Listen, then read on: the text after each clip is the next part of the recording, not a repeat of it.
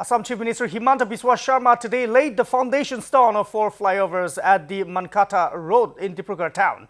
While laying the foundation stones for the 4 flyovers today, the Chief Minister emphasized the state government's ongoing effort to transform Dibrugarh into the second capital of Assam. The Chief Minister announced the expansion of the Chief Minister's Secretariat in Dibrugarh and stated that starting from 2027, one session of the Assam Legislative Assembly would be held in Dibrugarh every year. And for this purpose, a Grand Assembly complex, MLA quarters and an assembly office would be constructed. The Chief Minister further mentioned that the construction of the Guwahati-Dibrugarh National Highway would be completed before the next assembly elections. Additionally, CM Sharma announced plans to reduce the travel time between Guwahati and Dibrugarh from 8 hours to 5 hours by exploring alternative routes, including express highways. The Chief Minister reiterated the government's commitment to take all necessary measures to develop Dibrugarh as the state's second metropolis and second capital. Dibrugarh, Assam দ্বিতীয়খন মহানগৰ দ্বিতীয়খন ৰাজধানী ৰূপে পৰিচিত হৈ পৰিব।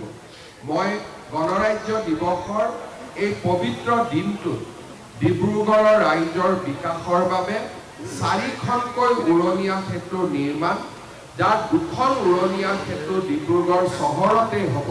মই ডিব্ৰুগড়বাসী ৰাজ্যক ধন্যবাদ জনাইছো। বিকাশ কেৱল ৰাজ্যৰ ৰাজধানীতে সীমাবদ্ধ নাথাকি কেনেকে অসমৰ চৌদিশে তাক বহলাই তুলিব পাৰি, বহলাই পেলাব পাৰি, তাৰ উদাহৰণ আজি আমি ডিব্ৰুগড়ত দৃষ্টান্তমূলকভাৱে দাঙি ধৰিব পাৰিছো। ইয়াৰ লগে লগে তেজপুৰ চহৰতো অসমৰ ৰাজ্যপালৰ বাবে দ্বিতীয়টো ৰাজভৱন আৰু ৰাজ্যপালৰ সচিবালয় নিৰ্মাণৰো পৰিকল্পনা আমি হাতত লৈছো।